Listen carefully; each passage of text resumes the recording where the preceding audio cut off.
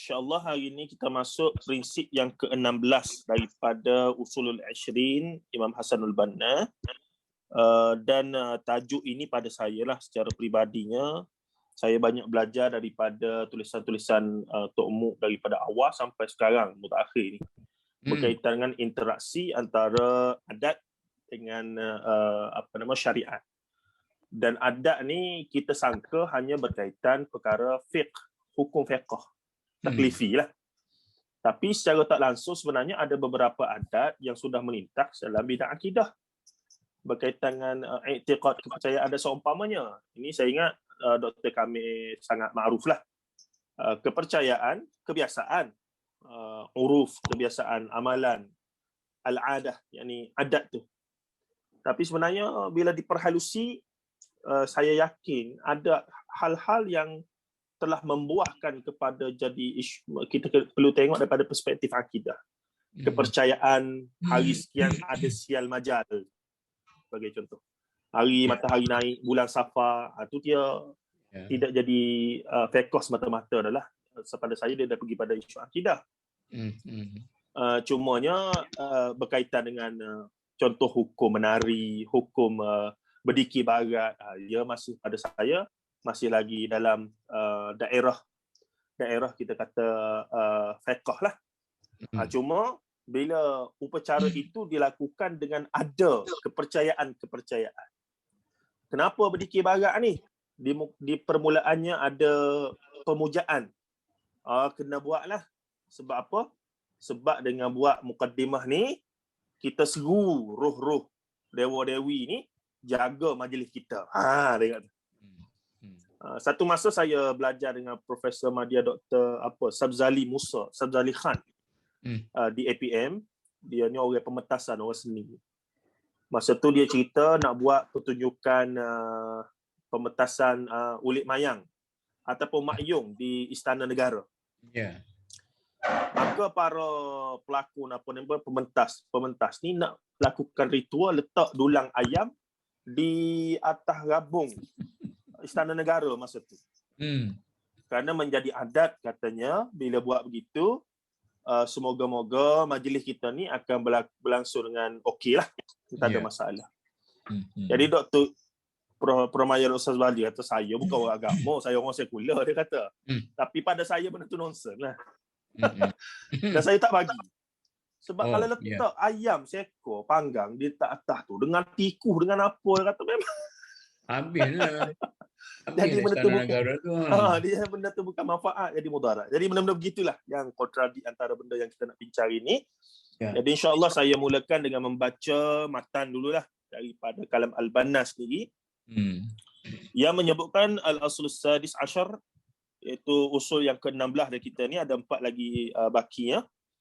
Katanya wal urful khati'u la yughayyiru haqa'iqal alfaz asy-syar'iyyah.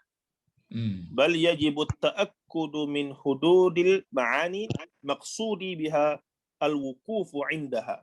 Kama yajibu al-ihtizaru ihtirazu min al-khida'il lafziyyi fi kulli nawahi ad-dunya wad-din.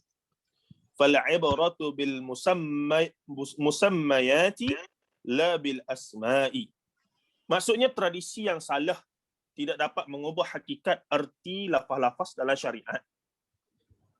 Kita harus mengkaji lafaz-lafaz syariat sesuai makna yang dikandungnya dan mencukupkan diri dengannya. Yakni syariat dulu, baru mari adat lah. Sebagaimana kita juga wajib berhati-hati terhadap pelbagai istilah yang menipu dalam perbahasan masalah-masalah dunia dan agama. Ibrah yang menjadi pegangan itu ada pada ruh ataupun intipati di sebalik suatu nama, bukan nama itu sendiri. Itu lebih kurang dia punya matan ataupun lafaz usul yang ke-16. Pada saya secara ringkasnya, Al-Banna soalan nak bagi tahu macam-macam mana pun akhirnya syariat kena tunduk patuh pada syariat lah. Adat tu kena tunduk patuh pada syariat. Cumanya ada benda-benda yang masih lagi kita kata maksudnya diterima, digambarkan bahawa bukanlah syariat Islam itu nak tolak semua tradisi adat tidak. Ya.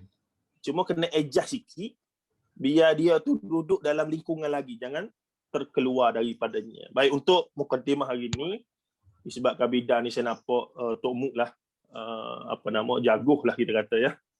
Ada putoke dia. Jadi Tok Muk lah kena mulakan dan insya-Allah kita pergi dengan Ustaz Dr. kami untuk perbahasan sambungan insya-Allah. Silakan Tok Muk. Bismillahirrahmanirrahim. Tidak semudah itu jugalah kita nak ulas benda ni. Saya kalau bagi pelajar syariah, dia menyangkuti 2-3 prinsip. Satu, al-adatu muhakkamah. Maknanya yang menekankan soal penerimaan syariat Islam terhadap adat resam sesuatu masyarakat itu. Jadi berasaskan kepada prinsip ini, maka itulah yang kita bercakap tentang local faith itu.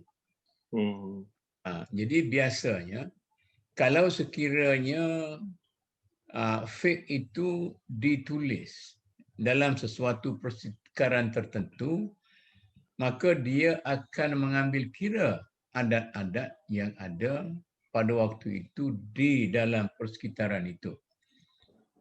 Jadi oleh kerana itu, kadang-kala apa yang difatwakan oleh kitab-kitab yang ditulis zaman Baghdad, pada zaman Baghdad, kemudian di kalangan masyarakat Iraq pula, banyak adat-adat Iraq yang ada pada waktu Imam Nawawi itu tak serupa dengan adat kita. Sebab itu, saya satu contoh yang sangat popular ialah tentang kita katakan air itu 7. Ya? Air itu 7 berasaskan kepada kata orang Kelantan lah, labuk masa tu. Labuk maknanya realiti masa tu yang merupakan dia panggil adat adat ataupun adat saintifik masa itu. Jadi adat ni pun timulah macam saintifik, adat lafzi, adat lughawi, macam-macam lagi, adat syar'i. Jadi oleh kerana itu, apabila kita nak bercakap tentang fiqh, maka kita perlu ambil kira, berhati-hati supaya yang kita terima untuk kita dalam realiti sekarang itu ialah hukum-hukum yang telah kita tapis berasaskan kepada kita nak kena buang adat-adat yang lama yang daripada masyarakat lain tu. Jadi kita cuba bina yang barulah kita ni. Cuma dalam hidup peribadi saya, oleh kerana saya ni acap kali sangat saya pergi ke Sarawak. Saya pergi ke Sarawak. Satu masa saya terlintas, ada kemungkinan hukum yang digunakan di Kuala Lumpur ni tak sesuai. Semenanjung ni tak sesuai dengan Sarawak. Sebab Sarawak ni dari segi kemasyarakatannya, mereka mempunyai nilai yang sangat berbeza dengan kita di Semenanjung. Dia sangat rapat, pergaulan sangat intim dengan masyarakat, keluarga dan sebagainya. Jadi itu satu. Yang kedua, dari segi apa yang kita katakan orang-orang pembantu rumah.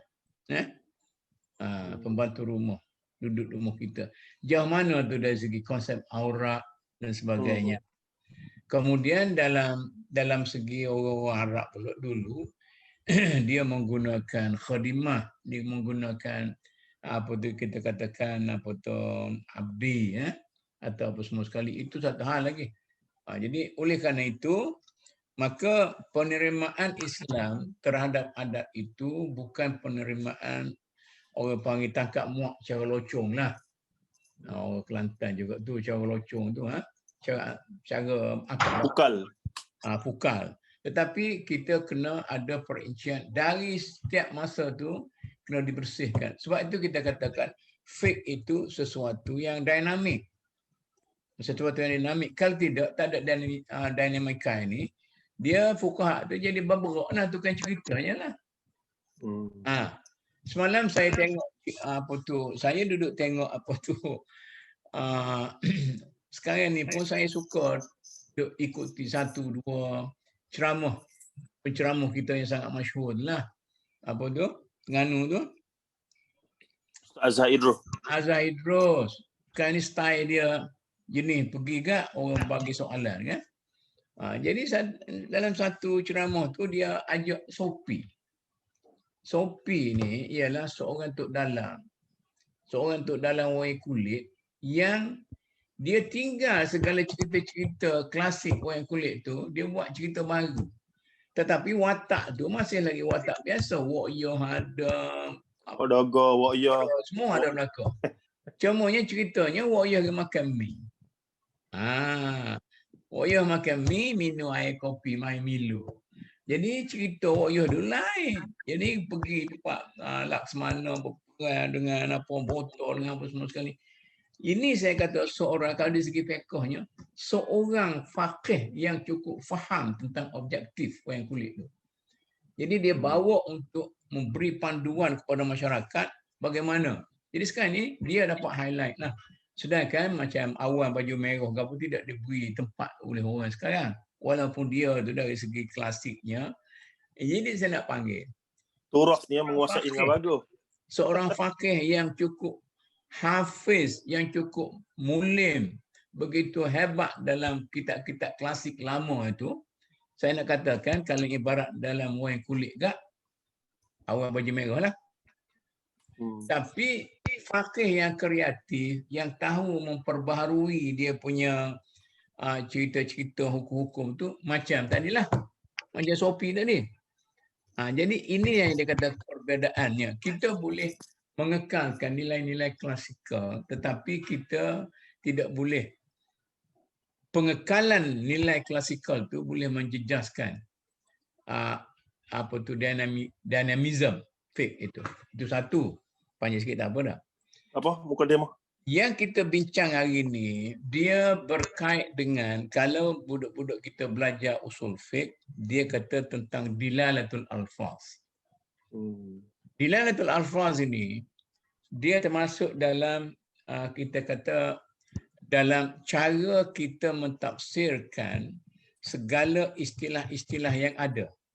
Sama ada istilah itu baru, istilah lama, istilah yang sudah diadatkan atau istilah yang teradat sebagainya macam tadilah. Hantar balai lah apa semua sekali. Jadi dalam dilalatul alfaz ni, dia setiap perkataan itu mungkin dia rootnya bahasa ini bahasa lughawi. Dia tidak mengandungi, dia tidak menjadi istilah syarak, tetapi kita melihat dia sebagai bahasa. Maka kita kena ikat tu, terikat tu. Jangan kita jadikan sesuatu istilah yang disebut untuk memberi arti sebagaimana perbahasaan, kaedah perbahasaan, jangan kita gunakan untuk syariah. Jadi kalau kaedah perbahasaan itu kita kena ikut, maka tanya dia orang bahasa lah. Kena tanya Nik Sufiah lah, kena tanya Asma Umar lah. Macam mana ni? Dah. Kemudian ada istilah-istilah adat, misalnya istilah apa tu kita kata istilah sosiologi, istilah antropologi. Jangan kita mentafsirkan, kita para ulama ni, jangan kita tafsirkan. Ini sudah menjadi istilah sosiologi, antropologi. Jangan kita sendiri mentafsirkan bahawa dari segi syariatnya begini. Tanya mereka itu sendiri. Sebab tu Imam Syafi'i apabila dia belajar syariat ini, kelebihan Imam Syafi'i ialah kerana dia mempunyai kedudukan yang tinggi dari segi dilalatul alfaz. Jadi dia belajar bahasa Arab. Dia tidak belajar bahasa Arab Mekah Madinah. Dia belajar bahasa Arab di perdesaan, di mana dia dapat originality. Jadi masalahnya, nak faham Quran, kena faham sunnah. Saya nak ulang ni kan. Nak faham sunnah, kena faham bahasa. Nak faham bahasa, kena faham sejarah. Nak faham sejarah, kena faham sosiologi, antropologi dan sebagainya. Budaya. Ini yang menjadi yang kita katakan satu komponen ilmu. Oleh kerana itu, bila kita katakan ada istilah-istilah yang digunakan dalam masyarakat kita yang sudah digunakan untuk hukum syarak, mungkin untuk menghalalkan atau mengharamkan, kita kena betul-betul hati-hati. Mungkin contoh yang paling jelas adalah antara sunnah dan sunat, Tok Mu. Yang tu pun tu pun tak selesai lagi tu. Yalah, okey. Tapi tak boleh kalau selesai panjang. Jadi kalau kita kata, kita kena certain untuk sebagai ahli syariah, kita kena pastikan sama ada yang kita maksudkan itu sunat ataupun sunnah. Walaupun sunnah itu kadang-kadang yang wajib, kadang-kadang sunat, tetapi yang dimaksudkan yang sunat lah. Jadi kita duduk keliru antara sunnah dengan sunnah. Dua-duanya istilah syariah, tetapi ini menunjukkan tradisi. Sunnah itu menunjukkan tradisi. Sunat itu menunjukkan hukum. Jadi ini sunnati misalnya itu. Jadi oleh kerana itu mungkin sebagai mukadimah lah, maka kita kena balik kepada kaedah dilalatul alfaz. Dilalatul alfaz ni kita kena balik kepada qawaidut tafsir. Ini nak bagi ilmu kepada orang-orang muda lah. Usul tafsir balik. Usul tafsir. Kita belajar usul tafsir dulu, kemudian belajar qawaidut tafsir, kemudian nak sedap lagi pergi kepada at-tafsir wal mufassirun. Jadi jumpa mazhab-mazhab tafsir situ kan. Jadi oleh kerana itu barulah kita ni ada satu idea yang jelas tentang bila kita berhadapan dengan istilah seperti ini, kita dah cepat tanggapan, ini kena rujuk kepada sekian-sekian. Sebab itu, orang yang hebat dari segi bahasa, dia akan hebat dari segi fiqh. Baik, untuk Dr. Kamil pula, mungkin apa yang diutarakan oleh Tok Mu tadi, ada sisi-sisi yang bersabit akidah dalam adat kita lah, untuk bertaamul dengan perkara tersebut. Cuma anda nak setuju sikit bila Tok Mu sebut sunat-sunat tadi. Dalam satu ketika anda menulis, anda terpaksa, sebab anda faham, anda rasa anda faham, orang boleh keliru lagi antara sunnah dengan sunat. Sampai kita tulis sunnah yang hukumnya sunat. Untuk nak jelaskan lagi, sunnah yang hukumnya sunat. Sebab di sana ada sunnah yang haram, ada sunnah yang makruh, ada sunnah yang itu. Ni macam berun kiki macam itu sunnah. Jadi ada sunnah yang harus dan seumpamanya. Jadi Dr. Kamil pula, untuk melengkapkan apa yang Tok Mu sudah lambung tadi, Tok Mu sudah memberi satu gambaran secara holistik sunnah, alfazud dilalah apa semua tadi. Dari sudut akidahnya pula ni, perspektif orang akidah ni, lagu mana untuk kita bertaamul dalam isu adat dengan di perspektif syarak dan seumpamanya. Fadhal, Dr. Kamil. Assalamualaikum warahmatullahi wabarakatuh. Waalaikumsalam. Bismillahirrahmanirrahim. Saya pun walaupun banyak dalam bidang usuluddin, tapi saya mula dengan bidang akidah, dengan bidang syariah dulu. Belajar usul fiqh dan mengajar usul fiqh pun di jabatan usuluddin tu. Begitu. Usul fiqh. Dari bila Datuk Mu bicara tentang Al-Ada Muhakkamah tu, dia satu daripada dasar-dasar qawaid fiqhiyah. Dasar fiqhiyah ada 45 hebat-hebat tu, ad-darar yuzalu, macam-macam tu. Tapi yang paling besar ialah Al-Ada Muhakkamah. Dari Muhakkamah tu maknanya adat tu akan menyelesaikan kalau berlaku perbezaan dalam masyarakat. Misalnya kita ambil yang mudah lah. Kita kata air itu bersih kalau air itu air berlari. Jadi nak menentukan air berlari tak berlari itu, adat menentukan. Air itu berlari tak berlari. Atau nak kata dia tu kotor tak kotor, kerana ada tek lembu. Banyak tak banyak tek lembu itu juga bergantung kepada adat mengatakan banyak tak banyak. Macam kita kata orang perempuan dah selalu. kena darah nyamuk. Darah nyamuk atas kain telekong tu. Jadi kalau darah nyamuk atas kain telekong, kalau benda tu banyak tak banyak tu, ada. Kalau tak kata banyak, tak boleh lah. Tapi kalau benda tu sikit, dia panggil uzur lah. Bila uzur tu maknanya boleh pakai juga. Contoh-contoh. Ada segi ibadat. Kemudian yang paling sekali yang saya rasa ada mahkamah ni dalam rumah tangga. Dalam rumah tangga kata orang Melayu. Macam mana ada orang Melayu? Ada orang Melayu, orang perempuan duduk di dapur. Orang perempuan ni buat kerja-kerja rumah. Padahal kita tahu semua, sebenarnya kerja-kerja orang lelaki. Mana orang lelaki kena pakai khidmat khadan dan sebagainya. Tapi kalau masyarakat sudah terima, wanita tu masak, wanita tu basuh, maka adat tu menentukan juga. Sama juga kita kata nak beri belanja kepada isteri. Itu pun adat juga. Sebab itu kalau saya baca kitab dulu, dia kata suami hanya beri 2 pakaian. 2 pasal pakaian kepada isteri. Satu untuk musim panas, satu untuk musim sejuk. Itu bagi masyarakat Arab, di situasi negeri Arab tu.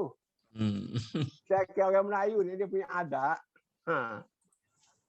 Raya tukar baju baru, nak pergi kenduri kenara, baju baru, nak pergi ke istana, baju baru. Apa-apa baju baru.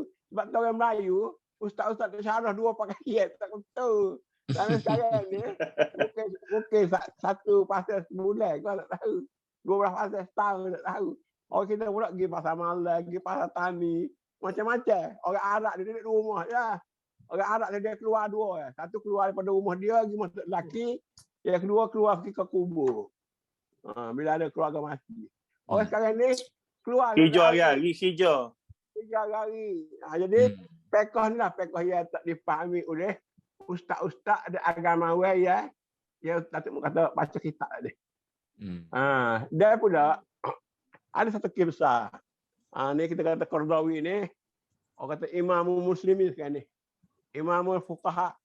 Dia sendiri dah ubah dia punya pandangan. Kerana dulu dia kata di negeri Darul Harbin, maka dia kata Darul Harbin itu adalah Amerika, Eropah lah.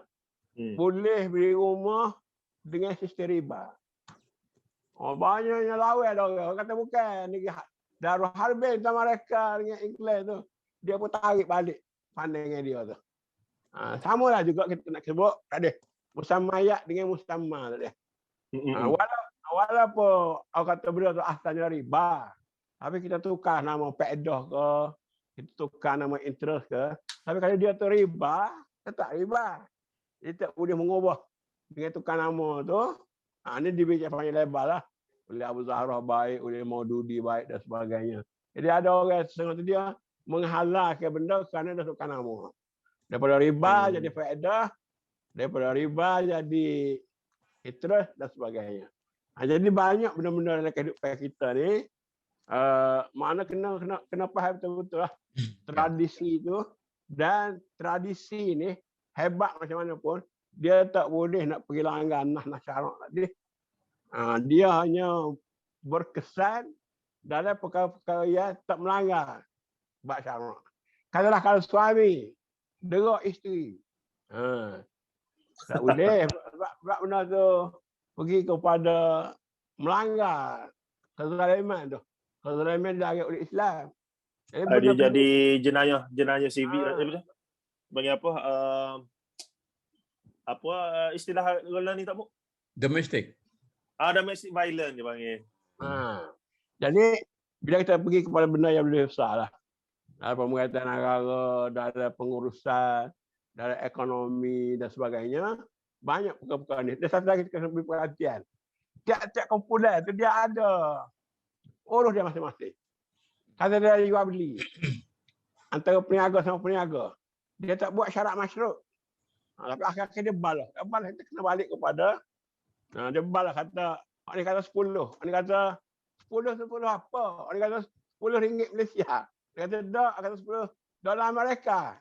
Jadi menentukan dalam mereka tu apa yang berlaku dalam masyarakat tu. Jadi benda-benda ni kita maknanya betul Datuk kata tadi, ahli perniagaan ada dia punya istilah dia, ahli seni ada dia punya istilah dia, ahli ekonomi ada dia punya istilah dia. Jangan ustaz ni jangan nak kanal semua dah. Ustaz mengajar lagi. Ada ustaz masjid mengajar ni. Dia nak kanal semua orang the world. Tak boleh. Itu saya dah kata dah. Ustaz ni pun ia faham akidah mengajar akidah sahaja. Ia faham fiqh mengajar fiqh sahaja. Ia faham tasawuf mengajar tasawuf sahaja. Sebab hak tiga tu pun duk gelewak dah. Tiga tu pun bercampur aduk dah. Apa lagi nak pergi bidang geografi, nak pergi bidang sosiologi, nak bidang antropologi, nak pergi bidang bahasa. Akhir sekali dia marah. Pasal penyanyi kata, ku ketuk pintu. Pintumu Tuhan. Dia kata ada Tuhan, ada pintu lah. Itu bahasa dia. Mujassimah pula. Mana timur mujassimah tak mujassimah tu? Sebab tu orang selalu kata mujassimah kepada Ibn Taymiyah dan sebagainya. Ini pasal dia tak faham bahasa. Sedangkan puak-puak ni dah kata mereka itu adalah tanzih, tidak tasbih, tidak tajsih. Dia kata awal-awal. Laisa kamisli syai' dan sebagainya. Tapi pasal orang nak kelahi, dia cari di mana kelemahan itu, dia masuk itu. Akhir tak sesalah kita punya perbalahan. Tu naik tu macam mana? Tu naik tu macam mana? Seperti ke malam. Tu macam mana? Sebab benda tu kita nak cari balah. Nak cari balah lah.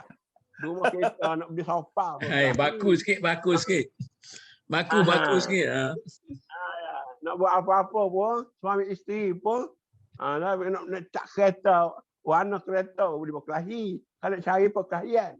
Tapi kalau kita cari benda yang menuju kepada persefahaman, maka kita kena buka akal sikit, buka fikiran sikit, buka perasaan sikit, berapa dada sikit, barulah kita sampai kepada Islam tu salam.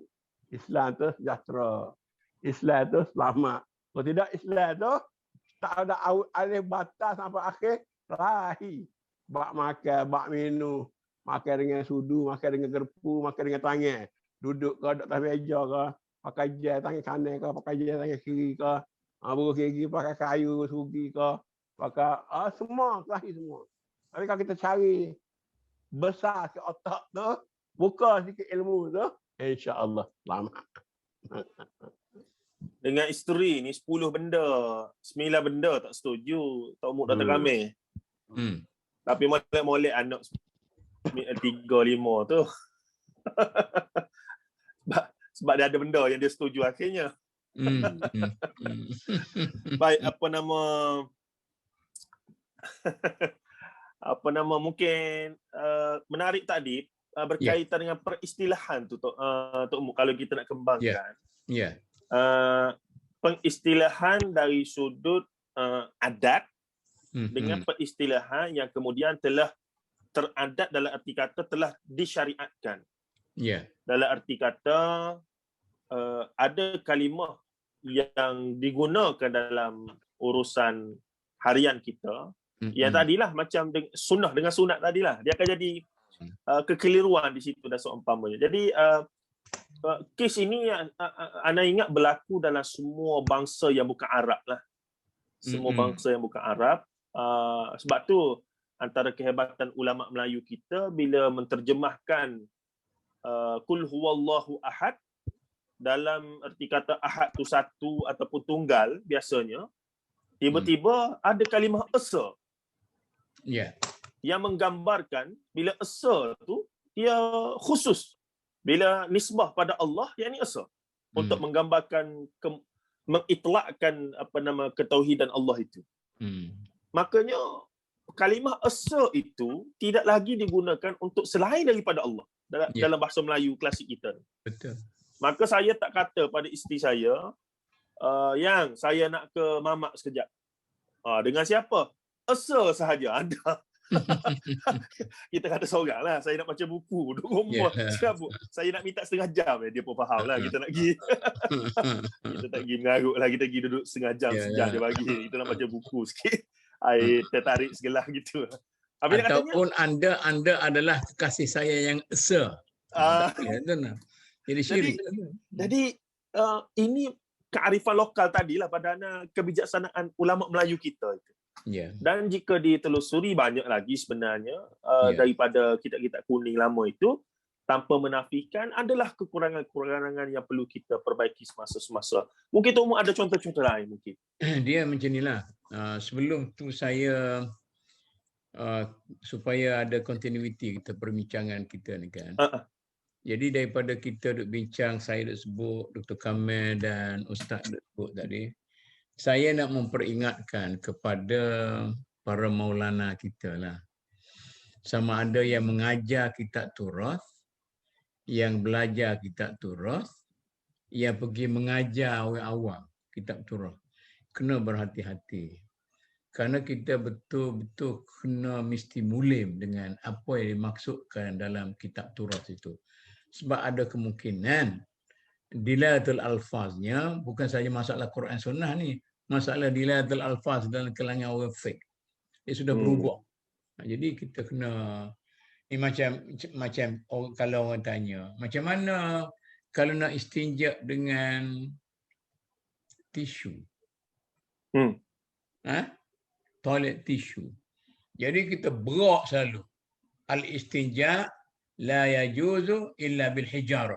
Sudah. Habislah. Maknanya masa tu orang kata hijarah tu nak cerita sesuatu benda yang solid. Tak. Maknanya benda kesat. Jadi walaupun kecuali dia kata kalau sekiranya berak tahi cerah, istilah Kelantan lah ni. Berak tak cerah ni orang Sabah tak faham ni. Kita berak cair. Berak cair dan sebagainya, dia tidak boleh menyucikan. Maka ada kemungkinan kita kena jawab bahawa menggunakan tisu itu lebih aula. Dari semua sekali itu. Katalah kita katakan nak menyucikan babud dibagh. Ada dua perkara yang dikemukakan oleh ulama terdahulu, iaitu buah mencekani dan tahi burung merpati. Dan sekarang ini kita tahu tahi burung merpati itu sangat bahaya kepada kehidupan manusia. Jadi yang inilah kita kena baiki dari satu segi. Maknanya kalau kita tidak ada kekuatan untuk, saya nak cadangkan bagi orang yang ada masa kan. Kalau orang ada masa, saya tak tahu siapa dia yang ada masa. Misalnya patut katalah adalah kitab Matla'ul Badrin. Patut kitab Matla'ul Badrin itu dia baca satu, kemudian dia pergi letak hasyiah di situ. Jadi dia kata sekian. Kemudian dia kena letak situ. Sebenarnya dalam realiti sekarang yang dikatakan ai mutlak itu ialah sekian. Kata mustakmal macam mana dalam realiti saintifik kita. Sebab adat ni pun termasuklah adat saintifik, bukan adat bahasa saja. Adat saintifik, adat syariah, adat apa semua yang dikatakan oleh syariah sebagai adat itu lain. Nak beza dengan adat lughawi tu. Adat lughawi lain, adat syar'i lain, adat urfi lain. Yang dikatakan urfi itu adat saintifik dan sebagainya. Satu, mungkin kalau kita nak bincang panjang sikit, itu lepas ni lah Ustaz tanya apa-apa kita jawab lah. Yang keduanya, satu lagi ni, saya nak sebut yang ni saya kena minta maaf lah dengan rakan-rakan kita, para pakar perbankan Islam yang sebagainya, termasuklah para regulator yang merasakan bahawa mereka sangat bertanggungjawab untuk menjadikan produk-produk Islam dalam negara kita ini sebagai produk yang mempunyai ketahanan dan sebagainya supaya tidak jadi satu benda yang terlampau anjal, yang tidak Islamik dan sebagainya. Jadi kalau kita menjadi regulator, kita banyak berpandukan kepada kitab Turath dan kita ambil kopi, cedok daripada kitab-kitab Turath tu, kita legalkan sebagai satu peraturan yang perlu diikut oleh bank-bank Islam. Maka artinya kita membunuh perbankan Islam itu. Itu kita tak sedar. kalau kita jadi regulator. Jadi saya harap jangan orang mahu kat saya ni orang tua kan. Dan tidak ada apa-apa kepentingan pun dalam perbankan Islam tu. Saya ni orang tua dah. Tapi saya bimbang kalau kita gagal melepaskan diri. Ni saya nak nasihat kepada para regulator kita. Kalau kita gagal melepaskan diri daripada terikat dengan huruf-huruf lughawi, dengan huruf-huruf maknawi dan huruf-huruf apa tu semua sekali huruf dan sebagainya, huruf syar'i dan sebagainya.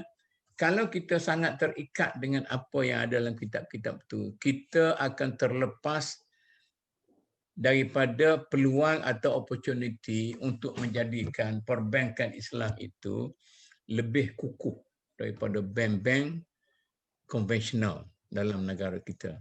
Jadi kita duduk ikat. Pengalaman saya lah duduk di bank Islam ni, perbankan Islam ini, kadang-kala kita kena ikat produk-produk Islam itu dengan 10 syarat. Sedangkan bank konvensional tidak ada ikatan berapa syarat itu. Jadi kalau kita lontarkan benda itu dalam pasaran yang sama,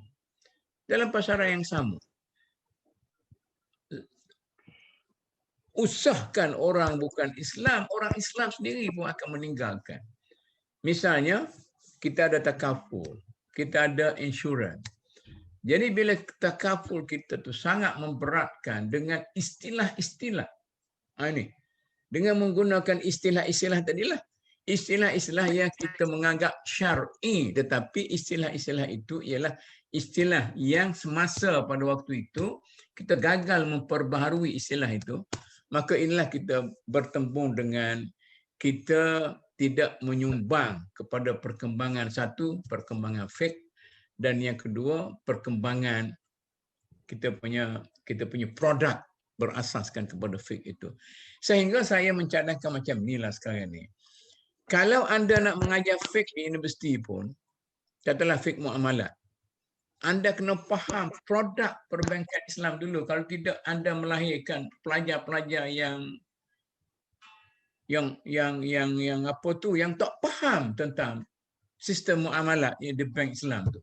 Sepatutnya saya nak cadang macam ni lah. Orang-orang zaman dulu dia buat fake itu berasaskan kepada pengalaman dalam masyarakat.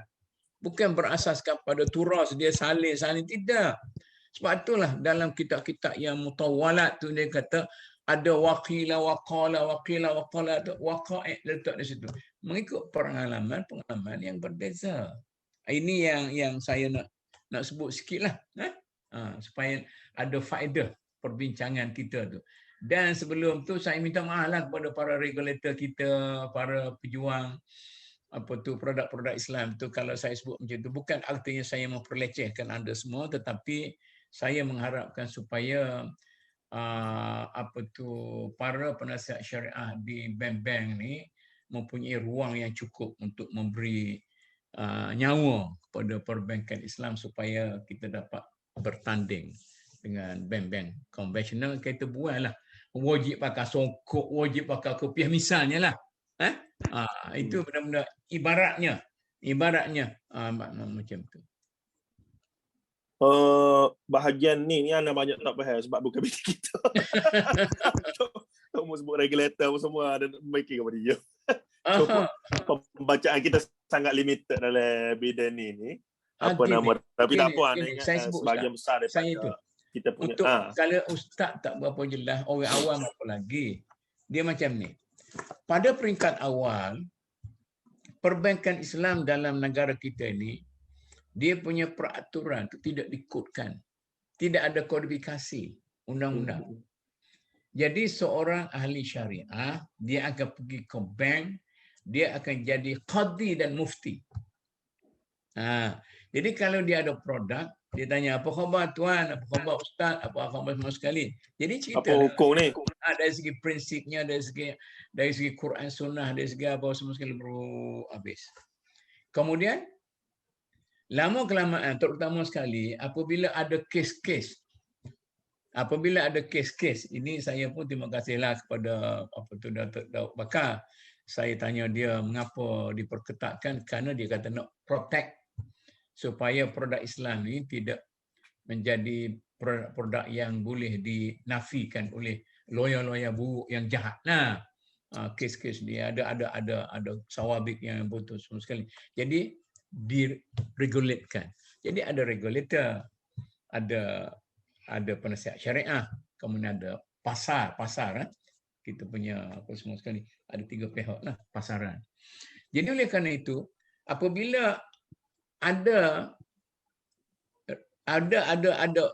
undang-undang ni, ada peraturan-peraturan ni, jadi peraturan ni sangat mengikat. Yang saya sebagai pengalaman sebagai seorang penasihat syariahnya, pengikatan itu kalau nak ketat macam mana pun okey, asal dia berasaskan pada prinsip Islam yang sihat.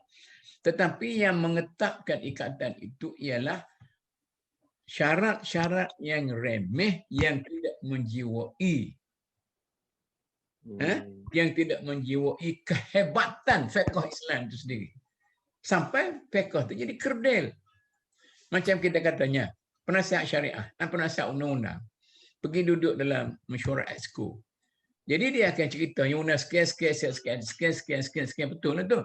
Tapi undang-undang British ni, walaupun nak banding yang undang-undang lama yang berasaskan kepada undang-undang yang dulu tu lebih baik dulu tu, ya enactment ni, tapi kepakaran tu dia sudah tinggi, dia punya standard tu, tapi kita ni baru nak start dan sebagainya, undang-undang sebenar tak ada lagi.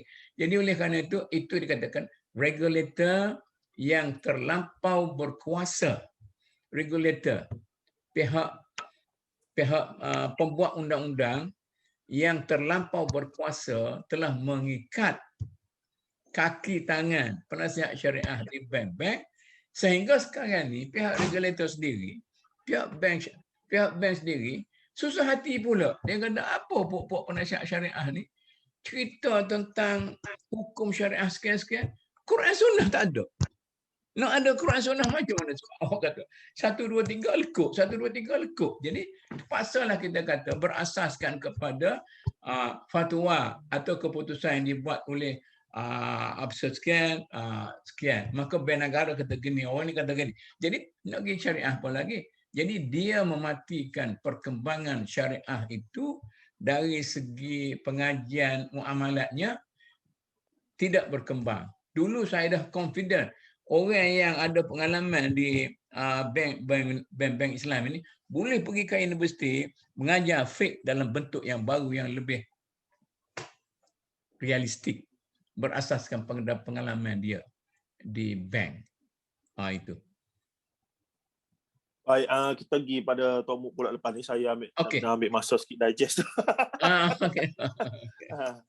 Sebab limitasi pembacaan dan maklumat kita. Okey. Baik, untuk Dr. Kamil ni, saya ingat ada beberapa isu dalam sejarah Kelantan pula.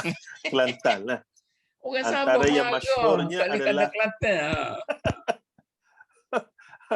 Antara yang masyhurnya debat berkaitan dengan almarhum salah seorang raja Sultan Kelantan nak bela anjing tu yang menimbulkan perdebatan kaum muda kaum tua. Saya ingat anak Ustaz kami yang tengah buat PhD Majdi ada ulas dalam thesis master dia berkaitan dengan Malay nationalism oleh Arraf dan seumpamanya yang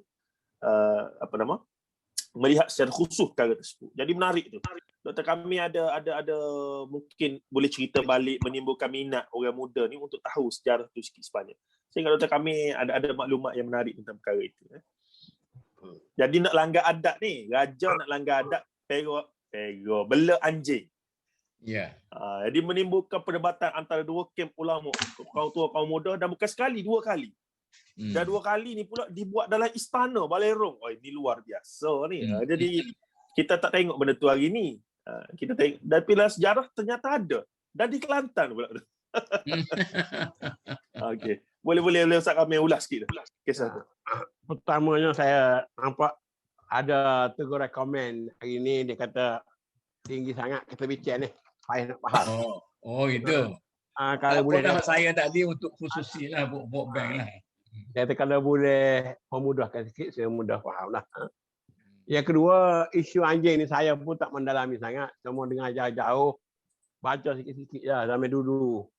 Jadi, kita semua tahu dalam mazhab Islam ni, banyak pendapat mengenai anjing. Ada mazhab yang tak boleh sentuh anjing, tak boleh kering ke, basah ke, air lidah ke, air liur ke, tak boleh. Ada pendapat pula mengatakan kalau kering boleh, kalau basah tak boleh. Ada pula kata anjing tak apa, air lidah dia tu yang hadis kata tak boleh. Ini berbagai-bagai pendapat lah. Maka di kalangan ulama kita ada orang yang membolehkanlah pelihara anjing. Terutama untuk perburuan atau untuk jaga rumah atau untuk benda tertentu. Tapi ada setengah orang pula langsung tak boleh. Macam kita budak kecil tu, kalau masuk kampus saya dulu, kita kejarlah anjing tu, kesian anjing. Bukan saja pekat, kejar. Kita apa ni? Lontar batu, rejam. Lontar batu, kejar dia, anjing di kampus tak boleh langsung. Jadi begitu keadaannya. Jadi pada masa itu, saya ingat kata di Bukit Sultan, dia kata Tengku Ibrahim. Dia raja muda, masa dia nak pelihara anjing. Dia nak pelihara anjing. Adik raja. Dia nak pelihara anjing. Tiba-tiba ulama-ulama Syafi'i zaman itu, ulama tua lah kita sebut. Tak benarkan. Kau tua lah aliran pondok Aliran pondok. Lalu dia panggil lah. Ada kaum muda daripada Singapura. Masuklah. Qadi ke apa, Dr. Baharudin ke apa ke. Dia nak ceritakan benda tu boleh. Benda tu boleh. Akhirnya, raja tak ni, naik atas kereta yang tak ada bumbung, pegang anjing tu. Mana ke benda tu? Boleh. Jadi peristiwa tu cukup hebat lah pada masa tu. Jadi akhir sekalinya kita lihat isu ni balik kepada isu perbezaan dalam mazhab tentang yang mana pengharaman anjing atau tak haramnya kita memelihara anjing. Tapi saya, Dr. Kamil, mungkin stigma tentang anjing ni sudah menjadi adat. Bahawa anjing ni satu binatang, termasuk babi lah of course. Anjing dengan babi ni, kalau kata orang tu dia tak kuat Islam. Sampai saya pernah dengar satu ceramah ni, Dr. Kamil. Dia kata dia ni duduk berkasih lah dengan kekasih dia. Tak kahwin lagi ni. Sampai tahap barangkali tengah berzina lah kita kata. Tiba-tiba ada orang lempar, ni kasar sikit tapi saya sebut dia lah. Ada orang lempar kepala babi. Maka dia pun terkejut. Allah, kepala babi haram. Boleh maksudnya dia tu duduk sekali dengan bukan mahram dia tu. Bahkan mungkin tengah berzina pun. Tapi bila lempar babi, lempar anjing, Allah haram. Jadi teradatnya syariat itu bahawa babi dengan anjing ni sangat, dan ini menyusahkan bila mana Dr. Umuk sebut tadi isu Sarawak Sabah ni. Jadi bila ustaz-ustaz kita daripada Semenanjung pergi ke sana nak menyampaikan Islam tu, tengok anjing, tengok babi, sudah. Dia jadi nak bertaamul dengan perkara itu cukup-cukup ni lah dan seumpamanya. Mungkin sikit lagi Dr. Kamil boleh tambah tu. Cuma tadi kita kata awal-awal tadi, bagaimana hebat pun adat itu, dia tidak boleh melanggar nas syarak. Jadi kalau kata nas syarak tu, mungkin tidak seteruk apa yang menjadi adat kita lah. Sebab kita dari kecil saya ingat, kalau kita tengok bekas tapak anjing saja pun tak boleh nak. Tak bekas tapak, bukan kena anjing tu, bukan kena tapak lah. Sedangkan hadis ialah apabila anjing tu jilat bekas tu, dikaitkan dengan apa ni, air liur anjing dan sebagainya, itu perbuatan ulama-nya. Tapi kita ni, bunyi saja anjing tu, dah tak boleh dah. Macam tadi lah, kita pergi ke golok. Golok dia pergi berzina ke, cari pelacur ke. Tapi kalau tak ada makan lagi babi. Habis, benda lain boleh buat. Rasuah boleh, apa berzina boleh, semua boleh. Jangan anjing dan babi. Ini maknanya, ini kita katakan, Jadi adat dia tak ya hingga sampai melanggar setakat yang saya rasa lah. Saya faham ya. Tak boleh nak melanggar benda-benda nasyarak. Maknanya nasyarak tu kita kena perjelaskan, kena kaji. Dan sekarang ni pun ulama-ulama kita kena buat kajian-kajian baru. Ada yang mungkin juga anjing-anjing zaman sekarang pun macam-macam anjing yang harga mahal, yang apa semua sekali. Yang mungkin tak sekotor anjing-anjing dulu lah. Maknanya mungkin ada istiak-istiak baru. Sebab benda tu berubah. Kita kena pegang. Perubahan zaman dan tempat boleh mengubah. Misalkan saya sebut satu benda. Ini soal uruh ni. Orang nampak isap rokok tu makruh. Zaman-zaman. Saya kita dulu kata isap rokok tu makruh. Tapi kena ingat, dia kata makruh tu mungkin pendapat ulama zaman tu pasal bau dia tu lah. Bangun pagi tak sedap. Semayang masjid bau tak sedap. Tapi selepas rokok dia dah bertukar daripada rokok daun kepada rokok sigaret.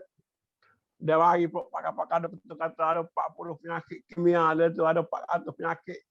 Dan memang jantung masalah. Jadi sekarang ni fatwa. Banyak masuk fatwa Malaysia. Orang besar kata haram.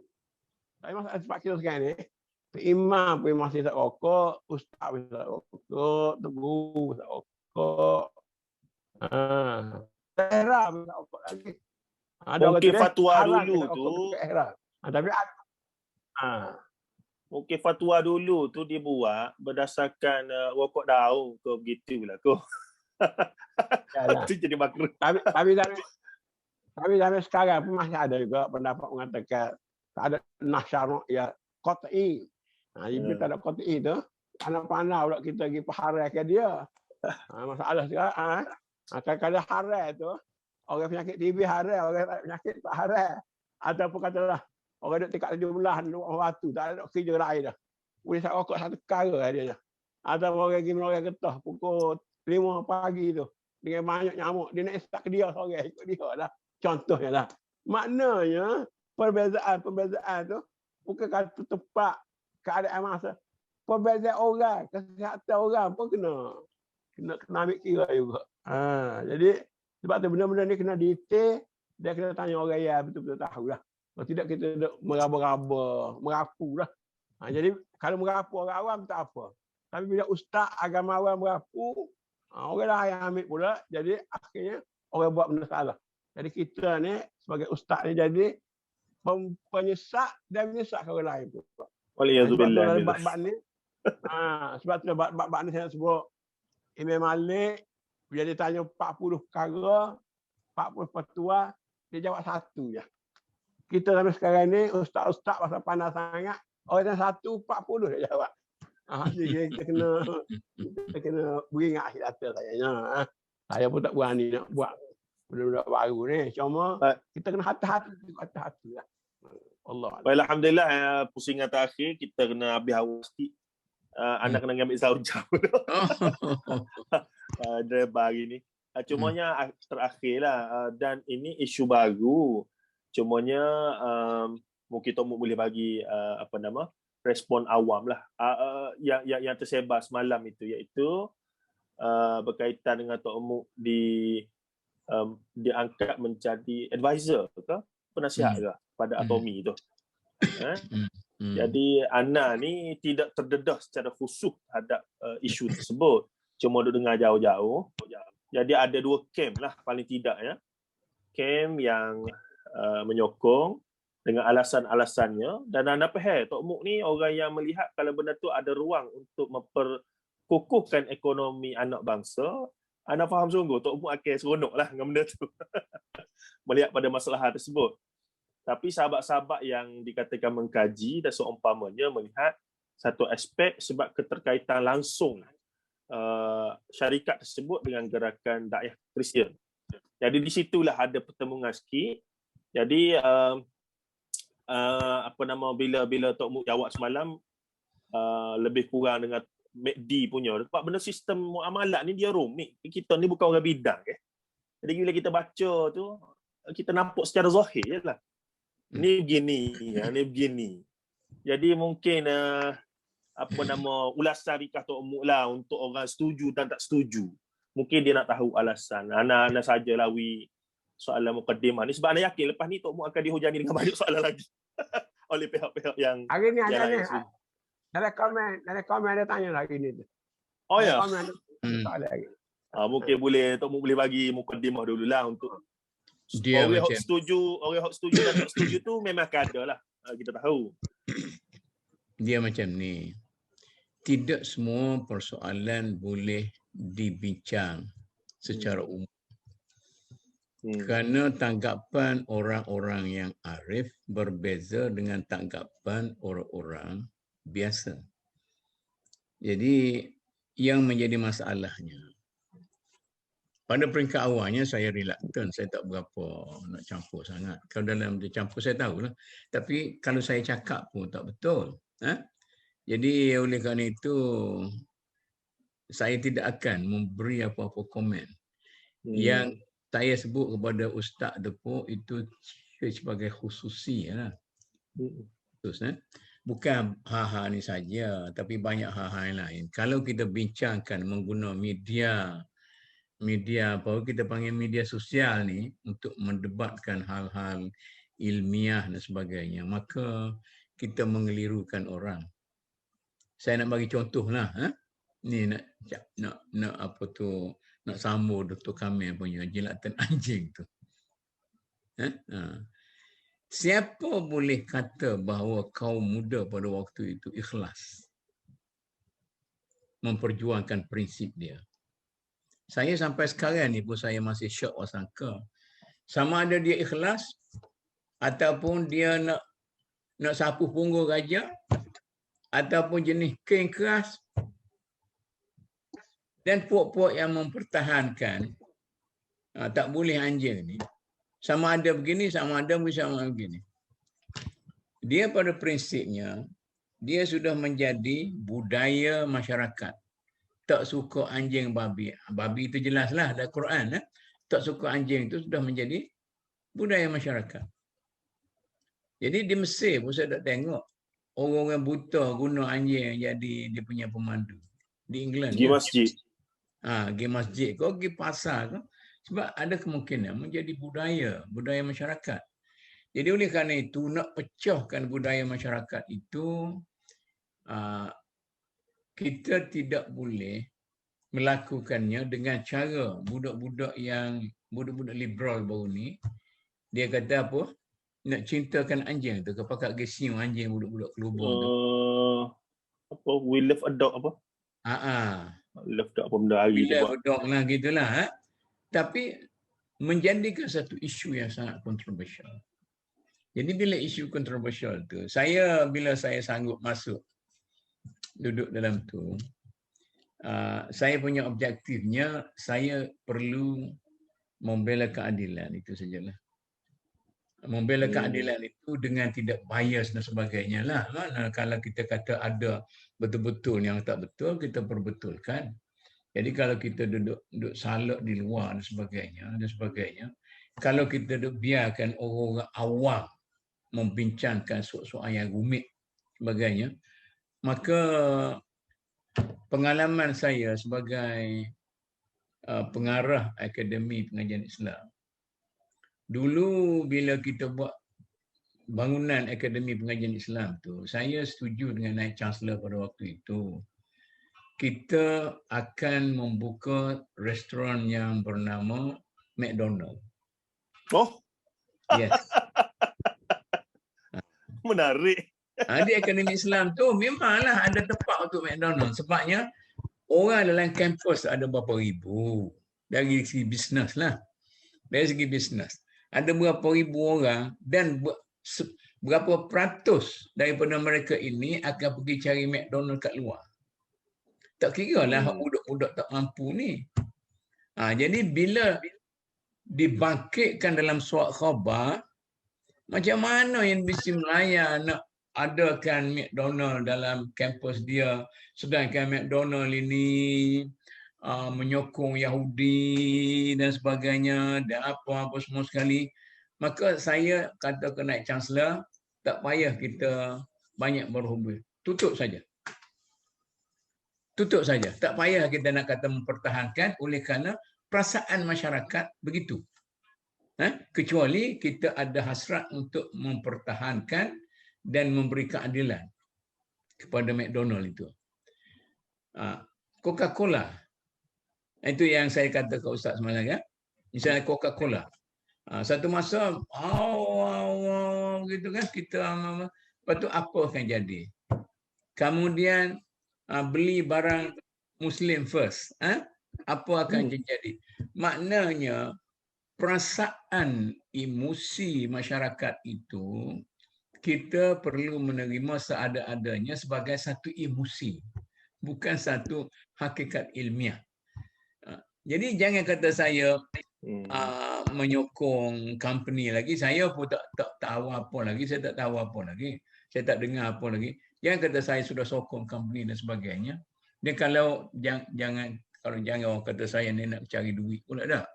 Nak cari duit allowance apa semua sekali tu. Sampai sekarang ni pun saya tak bagi lagi dia saya punya account tu. Nak tengok perjalanan dulu macam mana dah. Itu tak betul. Itu saya punya komitmennya. Jadi saya minta daripada masyarakatnya supaya membersihkan diri saya sebelum saya buat kerja daripada segala tuduhan-tuduhan yang tidak berasas, dan saya rasa saya perlu memberi keadilan kepada masyarakat kita, semua pihak, jangan ada pihak yang teraniaya. Itu saja yang boleh saya sebut hari ini. Dan cuma tadi Tomu, ya, saya tertarik pasal McDonald di UM. Apa nama maksudnya masa tu nak buat di pengajian Islam ke dalam UM tu secara Akademi Pengajian Islam lah. Masa tu kita ada ruang yang lebih, dan sebagai seorang pengarah, jadi ideanya bila kita letak satu restoran McDonald's itu, kepala saya ni Ustaz, saya tak nak Akademi Pengajian Islam ni macam pondok. Pondok dia lain, Akademi Islam lain. Allah Rabbi. Buku saya hadut tulis lah ni, tu tajuk dia Pondok Pesantren di Menara Gading. Oh, menarik. Saya menceritakan bagaimana bila saya balik daripada England dan diberi tugas sebagai dekan apa semua sekali, saya tengok Allah, apa yang saya perjuangkan dulu belum pergi England tu, saya lah mewakili Dalam Puri kita mari mesyuarat dengan Pak Ku apa semua sekali. Bila kita tinggal tu pun satu pengorbanan nak balik supaya kepimpinan Akademi Islam ini tidak dikacau oleh siapa-siapa. Tapi kalau kita tak layak, orang bagi kepada orang lain yang kita rasa tak layak, yang tidak ada komitmen dengan kita punya dasar. Balik tu penuh dengan kepiah yang bukan kepiah yang betul lah, kepiah kulak. Jadi amat mengecewakan. Jadi timbul tuduhan bahawa naik Chancellor, pendaftar, mula-mula jemput Tutu Kamil ni. Tutu Kamil kata jahat pokok ni. Apa tu menganaktirikan Akademi Islam ni. Kata ya Kamil. Ya betul. Jadi bila saya dekati, majlis pertama saya dengan Naib Chancellor ialah majlis semaya hajat. Saya tengok dia semaya betul. Kata ni Naib Chancellor ni boleh buat kawan ni. Cerita ni panjang sikit, tak apalah dah. Apa? Kawan ni. Okey. Lepas tu lepas semaya ni, dia kata lepas semaya ni saya nak pergi jumpa ni Tan Sri Bashir ni. Pasal ada hal sikit. Dia nak katanya saya duduk sinilah, awak duduk sinilah, saya nak jumpa Tan Sri Bashir. Bagaimana kita memecahkan stigma pandangan orang kan? Saya pun tak katalah. Jadi bila dia keluar, kami keluar, pendaftar Cik Yaakob keluar, dia keluar, lepas tu ada dekan-dekan lain keluar. Dia nak pergi jemput Tan Sri Bashir apa. Saya pun ikut dia. Dia paling kat saya. Dia kata, saya nak jemput Tan Sri Bashir ni. Dia kata, saya faham. Gak kita sama orang tua kan. Saya tidak datuk lagi masa tu. Dia datuk dah. Tapi dia tak Tan Sri lagi. Jadi satu martabat lah. Ikut pergi. Mungkin dalam perut dia, apalah ustaz ni. Ustaz ni tak faham. Dah, sudahlah ustaz-ustaz lain. Jadi jadi macam tu. Jadi orang panggil, kalau kita sudah menjadi sebuah akademi di Universiti Melaya yang begitu moden, kita ada pilihan lah antara nak pakai pure. Kalau pakai pure betul-betul pure, betul-betul cantik. Dia macam menggambarkan para ulama ni hok kelepeh gini, hok basuh repek letak situ. Allah mengecewakan. Jadi saya tunggu naik Chancellor. Abdullah Sanusi. Tunggu. Masuk bilik tu, dia nak salah naik Chancellor. Naik Chancellor kata, "Oh Ustaz." Naik Chancellor kata, "Tan Sri Bashir, Ustaz pergi peluk saya." Tak ada saling dengan dia dulu. Tak. Dia peluk saya dulu. Saya kata, padahal tak duduk belakang dia. Oh. Saya nak ajar orang-orang besar di sini bahawa ustaz ni bukan remeh. Tapi kalau kita meremehkan diri kita, kita pakai pihak buruk, tak saya masuk dekat orang, apa-apa semua. Itu penyakit orang-orang agama. Jadi bukan saya benci ke pihak tu. Tapi penyakit selekeh orang-orang agama tu. Jadi saya mula pasal necktie lah. Mula pakai necktie pergi mula-mula tu nak pergi interview. Cerita ni macam mana nak buang stigma di Universiti Melaya ni. Nak pergi interview seorang pegawai. Nak pilih seorang PA untuk pegawai. Pergilah. Kita pergi. Lepas tu adalah pegawai timbalan pendaftar kanan. Timbalan pendaftar dia panggil perjawatan. Pergi dia study apa-apa semua sekali. Saya duduk let. Dia tengok atas, tengok bawah. Dia tak berani nak cakap saya. Bila karya sudah tu, orang kata, "Sorry lah, saya fikir you ni daripada JPA." Saya tak tahu you ni daripada Akademi Islam. Dia ingat saya ni wakil JPA. Penemu duga yang ni. Penemu duga tu. Ingatkah penemu duga JPA? Rupanya penemu duga dekat syariah. Akademi Islam. Jadi, nak ceritanya, bahawa kami boleh duduk setanding dengan awak dan kita ada satu sempadan yang boleh hancurkan gap antara awak dengan saya supaya kita boleh bermuamalat sama-sama dah. Lepas itu tak nak masalah lah. Mari. Ada, saya pergi ke human right. Ini pribadi lah Ustaz. Saya pergi human right. Ini human right ni orang pok-pok. Oh lah kita tahulah kemanggu apa-apa semua sekali. Minggu pertama tu ialah saya dapat mesej daripada pok-pok LGBT nak jumpa. Nak jumpa. Okeylah, tak ada masalah lah. Kemudian meeting yang pertama ialah meeting di kelab Selangor Kelab Golf. Kelab apa tu? Royal Kelab Golf apa semua sekali tu. Tan Sri Hashmi lah. Tan Sri Hashmi. Kata apa ni kelab golf. Lepas tu nak mula meeting pula dia pergi pukul 6. Lepas tu nak meeting pukul 7.30 ke apa semua pukul 8 ke. Kata pok-pok ni tak semayan masa belakang ke ni. Benar? Tetapi saya buat prejudis tu. Okey. Mesti ada ruang untuk kita kalau dia orang ni tak semaya apa semua sekali tu. Okey. Tak macam-macam. Moga orang kafir pun ramai. Bila pergi, semangat sikit ni. Bila pergi, belum maghrib tu Tan Sri Hashmi kata. Datuk, mai, jom kita pergi sembahyang maghrib. Nampak? Jadi kalau saya ni macam ustaz biasa ada prejudis kau orang. Tan Sri chairman kepada lembaga tu ajak saya pergi sembahyang maghrib di apa tu, rupa-rupa dia lebar pada saya. Tapi dia punya di luar ni okey lah, tak ada masalah lah. Tak ada masalah dia cerita tentang nak buat filem Tamil lah, filem Hindustan macam mana. Tetapi seorang yang dalamannya sangat warak. Jadi begitulah Abdullah Sanusi. Kemudian saya faham seorang kawan yang sangat cukup baik.